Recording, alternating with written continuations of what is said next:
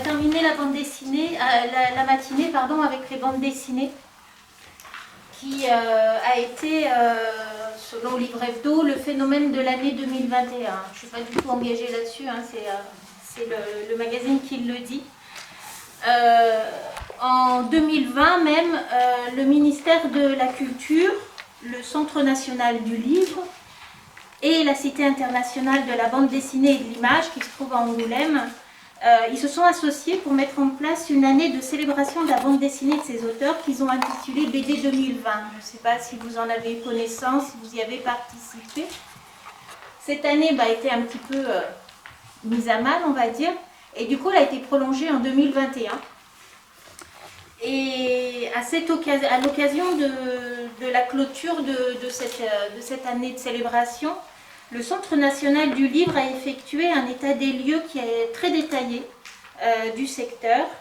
Et Régine Atchando, qui est la présidente du Centre national du livre, nous donne les pistes de réflexion et révèle les grands défis auxquels tous les acteurs du secteur vont devoir se confronter dans les années à venir. Et elle en note 5 points sur la bande dessinée en général. Elle note que c'est un lectorat qui est plutôt jeune, dont le vivier diminue avec l'âge. Elle note une offre numérique en bande dessinée qui ne parvient pas à s'installer dans les pratiques malgré l'existence de plateformes dédiées. Elle note un marché dynamique, mais qui est très concentré et avec de fortes disparités. Elle note des tensions entre auteurs et éditeurs, dont vous avez peut-être entendu parler dans les médias. Et enfin, elle note le sentiment que la bande dessinée n'est pas encore tout à fait parvenue à acquérir une véritable reconnaissance institutionnelle. Moi, j'ai compris ce dernier point comme étant que malgré que ce soit le phénomène actuel, la bande dessinée n'en reste pas moins un mauvais genre. C'est pas un vrai livre, vous savez bien. Et pourtant, la bande dessinée est un art, et c'est un art majeur. Déjà, le fait que le ministère de la Culture lui consacre une année complète, je trouve comme quand même c'est significatif.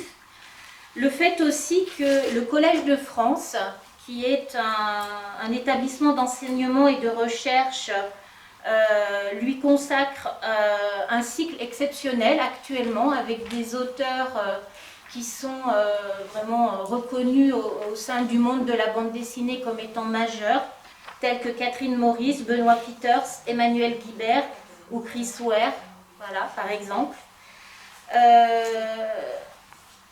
La bande dessinée est donc vraiment un art.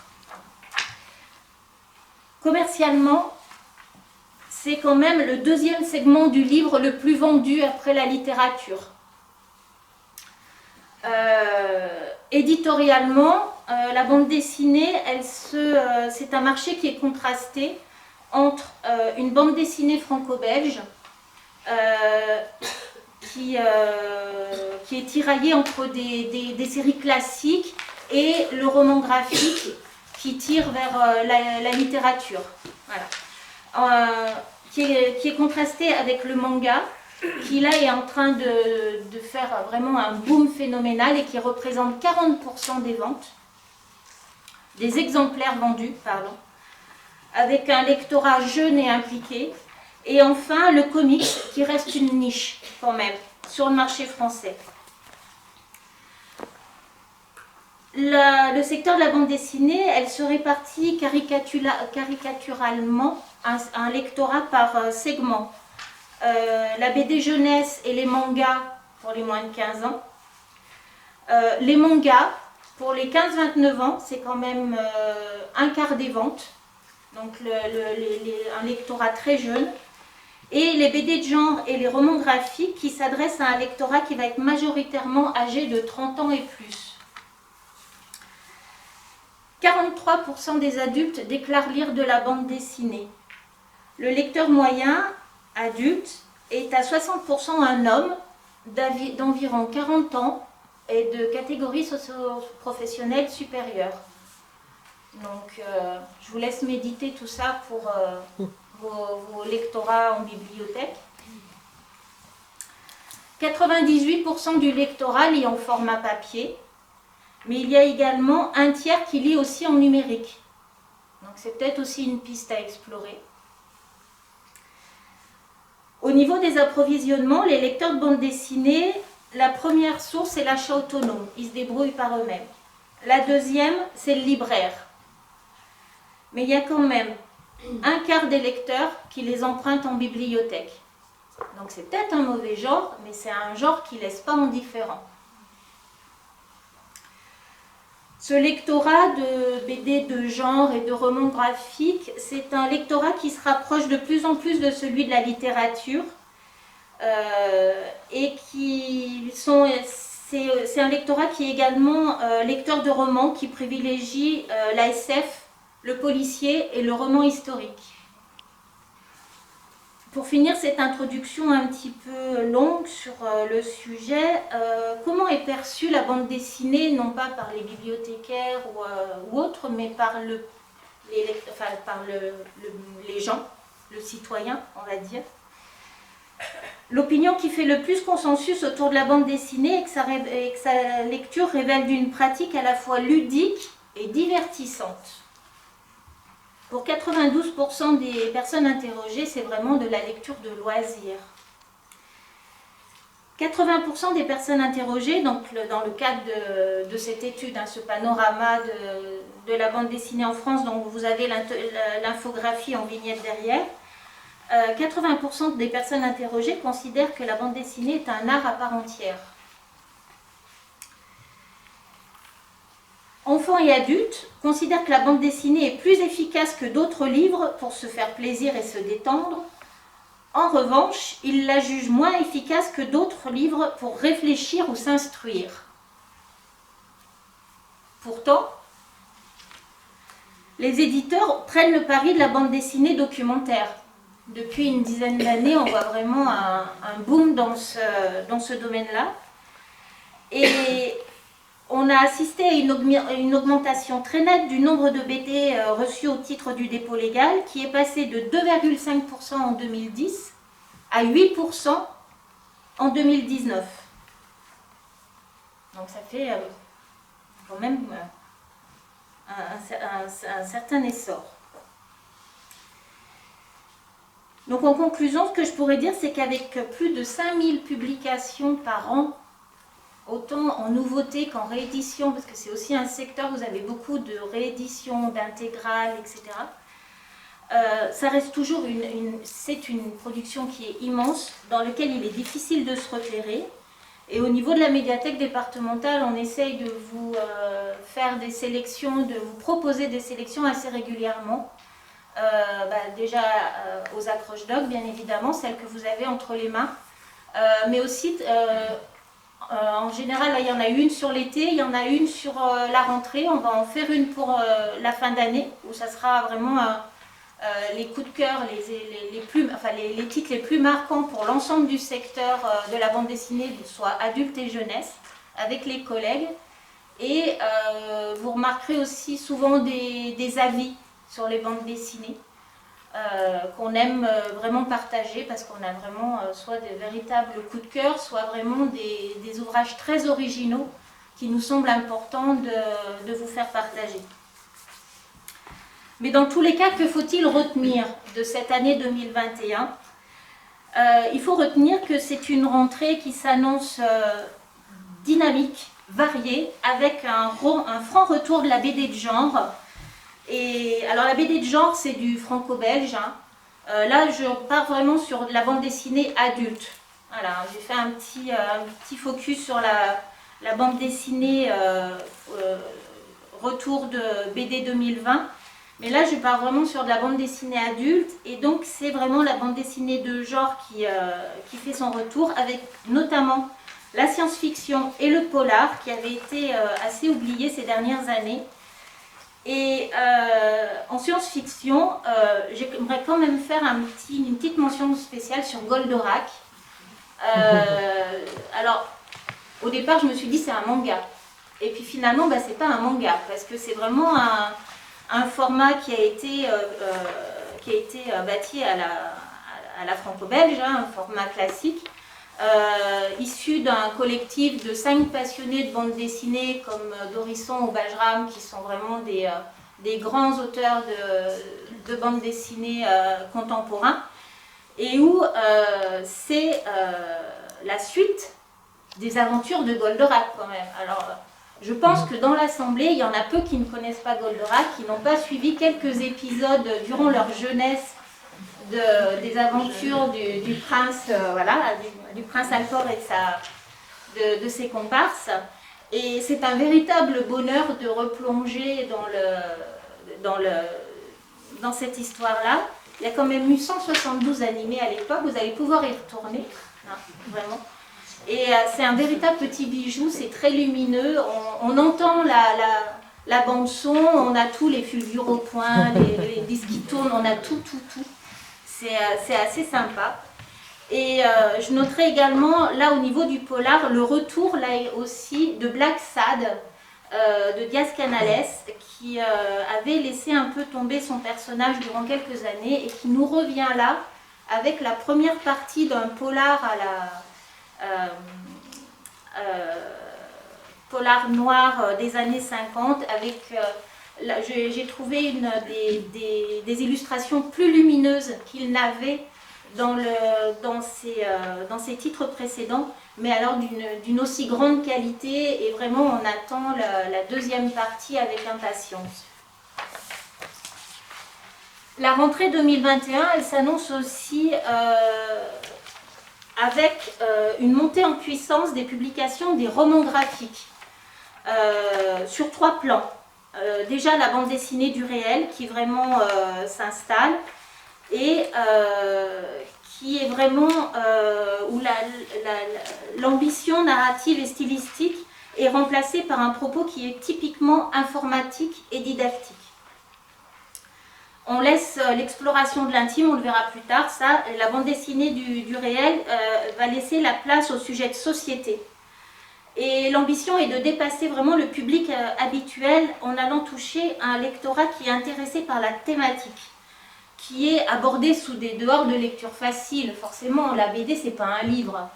Donc une BD documentaire, ça va être vachement, ça va être vachement facile d'abord, alors que pas forcément, pas du tout. Vous avez de véritables documentaires, de véritables sources d'informations très sérieuses et très parfois scientifiques, qui vont jusqu'à ce que des éditeurs scientifiques créent des collections bandes dessinées. Je pense notamment à l'éditeur Duno, Science Dure, qui cette année crée une collection sur BD Duno, tout simplement. Les secteurs les plus représentés dans la bande dessinée du réel vont être, comme vous le voyez, l'histoire, les biographies, tout ce qui traite de la médecine, de la sexualité et les documentaires. Donc là, j'ai fait un petit focus sur les fake news et l'EMI pour mon collègue Thomas. C'est vraiment un titre qui est vraiment révélateur. Et puis, en cette année où beaucoup de femmes, enfin la femme est vraiment une thématique récurrente, vous avez beaucoup de biographies de femmes comme Nelly Bly ou Alice Guy, qui ne sont pas forcément des personnages très connus, et c'est ça qui en fait l'intérêt, mais qui ont joué une place assez importante dans l'histoire. Et je tiens quand même à noter, on est vraiment sur la femme, donc vous avez l'affaire Clitoris qui est le parcours d'une femme qui découvre ce qu'est la sexualité féminine. Et j'ai tenu à mettre en rapport un autre titre qui est là la version masculine, qui est pas, voilà, dont on n'entend pas beaucoup parler, et qui est le parcours de 6 hommes différents qui se sont retrouvés à différents, chronologiquement sur une année ou deux, et qui racontaient leurs expériences. Voilà. Et du coup, le panel était assez, l'éventail de personnes était assez différent, et c'était très intéressant. Donc, vous avez la bande dessinée du réel. Le deuxième pan du roman graphique qui vraiment monte en puissance, c'est l'adaptation littéraire. La bande dessinée du réel et l'adaptation littéraire, ça représente des ventes multipliées par 5 ces dernières années. Donc c'est vraiment énorme. L'adaptation littéraire, c'est une entente entre un éditeur de littérature et de bande dessinée, que ce soit des classiques ou des contemporains. Et par contre, là où se pose le problème face à cette montée en puissance, c'est que certains critiques de bande dessinée estiment qu'il y a tellement d'adaptations maintenant que où est la véritable création. Il estime que les illustrateurs, les scénaristes tournent un peu en rond parce qu'ils se tournent vers des textes qui existent déjà, mais du coup, à force de se tourner vers ce qui existe déjà, il estime que la création va s'appauvrir. Donc c'est un aspect à surveiller, je dirais, mais il n'en reste pas moins que les adaptations qui sont faites des romans peuvent être d'une qualité extrême, puisqu'il y a quand même au moins la qualité graphique et l'interprétation qu'en font les auteurs. Et là, je mettrai surtout une mention spéciale sur 1984, qui est un roman de science-fiction qui n'est pas forcément facile d'accès, qui reste d'une actualité brûlante et qui a été adapté de façon magistrale, à mon avis. Je vous laisserai juge des adaptations contemporaines de titres comme Le Bal des Folles, qui a été un roman qui a été très remarqué à sa parution, qui a été adapté donc en BD et qui vient de sortir en film, donc avec des interprétations assez différentes les unes des autres.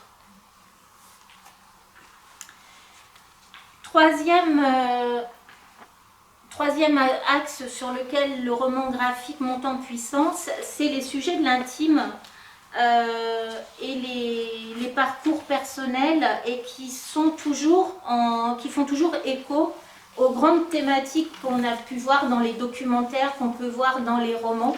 C'est vraiment, ils restent sur l'actualité.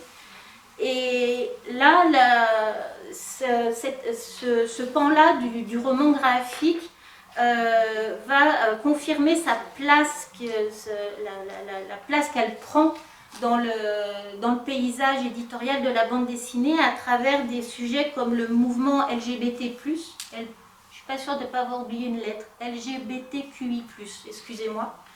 Comme le goût de la nectarine, sur les transgenres, ou un titre que j'avais mis dans un ancien accroche-doc, Le Jardin Paris, de Gaël Guénillier, sur les transgenres également.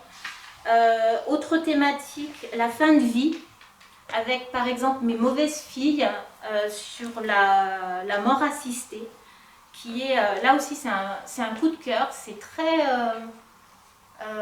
il y a beaucoup d'émotions dans ce titre-là, mais c'est formidablement bien traité, avec beaucoup de délicatesse et de naturel, je dirais.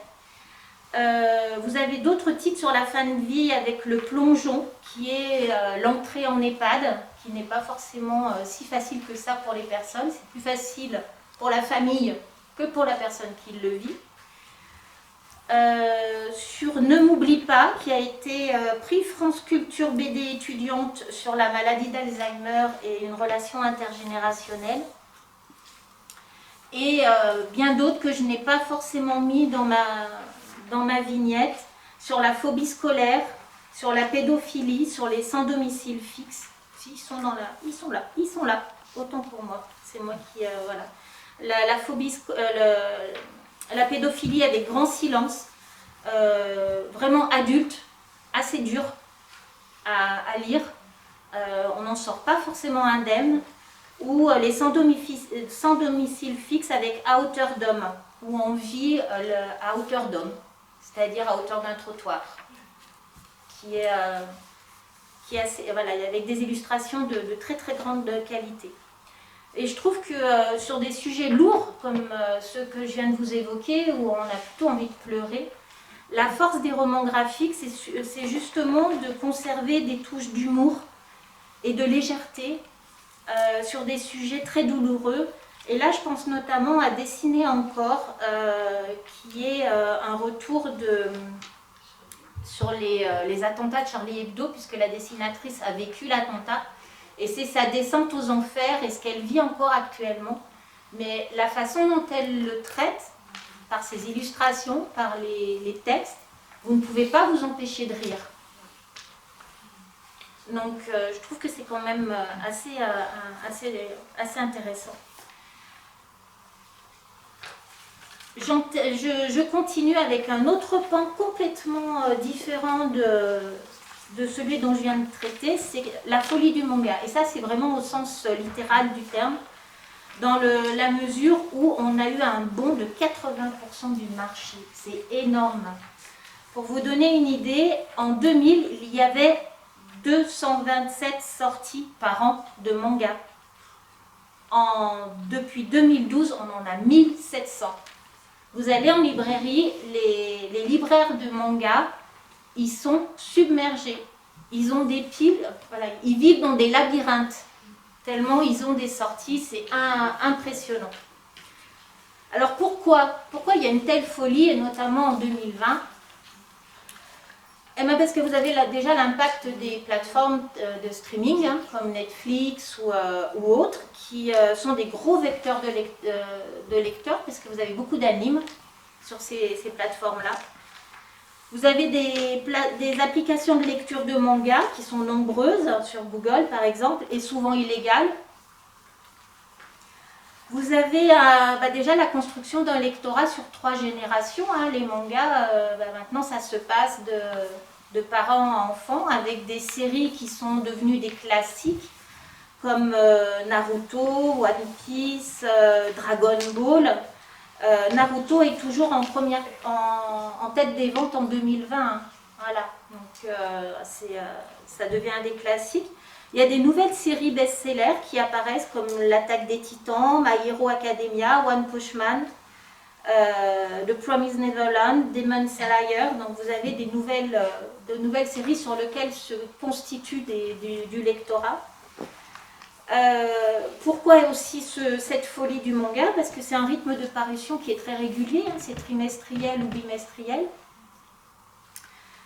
Ce à quoi il faut que le secteur fasse attention, c'est que ce sont des séries, ce sont souvent les séries phares que je vous ai citées, qui sont locomotives. Les libraires et les éditeurs doivent travailler toujours activement pour faire connaître d'autres choses en manga. Et pourquoi il y a cette folie aussi? C'est aussi parce que c'est un lectorat jeune, qui est très dynamique, c'est une lecture qui est populaire, et du coup ça alimente ce domaine-là. À la MDI, moi j'ai fait le choix d'axer mes acquisitions, parce que le lectorat il s'épuise après 20 ans. Voilà. Après, il n'y en a pratiquement plus. Je m'occupe des bandes dessinées adultes, donc je parle que pour le secteur adulte, avec Tim, mais voilà, on parle sur le secteur adulte. J'ai fait le choix d'axer mes acquisitions sur des thématiques qui sont susceptibles de plaire aussi au lectorat franco-belge. Donc ça veut dire de l'histoire, ça veut dire de la science-fiction, ça veut dire de l'actualité. Sur l'actualité, Mes yeux rivés sur toi, c'est sur de l'homosexualité. Moi aussi, c'est sur du harcèlement au travail. My Broken Mariko, c'est l'histoire d'une jeune femme qui se suicide suite à des violences. Et puis, vous avez au niveau histoire les carnets de l'apothicaire qui sont assez médiatisés. Best Stars, milieu sur le théâtre, mais avec un crime en fond. Et Agine, semi-humain en science-fiction. Donc voilà, moi j'essaye d'axer mes acquisitions dans ce domaine-là. C'était pour vous situer un peu ce que vous pouvez trouver à la MDI. Et pour terminer, je voudrais quand même vous parler en quelques minutes des webtoons. Est-ce que vous connaissez les webtoons? Personne connaît les webtoons? Oui, ben ça j'en étais sûre. Même les jeunes générations, oui. Ah oui, ma fille connaît. Voilà, les webtoons. Donc, je vous en parle aujourd'hui parce que c'est de la BD numérique d'origine coréenne que vous lisez souvent sur des téléphones. Et le principe, c'est un scroll infini. C'est-à-dire que vous avez des publications. Alors, vous avez la publication très régulière, voilà, qui apparaît vous pouvez aller lire. Et pour la lire, vous ne tournez pas de page, vous scrollez. C'est-à-dire que vous prenez votre téléphone et vous passez votre doigt comme ça et vous lisez comme une bande continue. Voilà. Vous avez des plateformes qui existent. Une des plus connues, c'est Webtoon. Vous avez un éditeur français, Delcourt, éditeur de bande dessinée, qui s'est positionné, qui a créé sa propre plateforme, qui s'appelle Verytoon. Et je voulais vous en parler aujourd'hui parce que les webtoons trouvent leur consécration, on va dire, parce que quand tout ce qui existe au format numérique, quand ça commence à être publié en papier, c'est une forme de consécration et de reconnaissance. Et là, on commence à voir arriver des webtoons en papier, avec notamment La Noblesse, qui est l'histoire d'un vampire qui se réveille après 200 ans passés dans un cercueil. Et donc, voilà, je vous laisse découvrir ses aventures. Et on a un autre titre au catalogue qui est Solo Leveling, voilà, qui est issu aussi d'un webtoon. Donc vous ferez vous ferez votre idée personnellement quand vous les réservez, vous pourrez voir ce que ça donne. Mais ça veut dire que c'est un format qu'il ne faut pas négliger et vous saurez au moins d'où il vient et ce que ça peut générer derrière auprès de votre lectorat. C'est notamment un lectorat jeune. Voilà. Et je vous remercie d'avoir patienté jusqu'à maintenant. Merci. Je suis dans les temps, c'est parfait.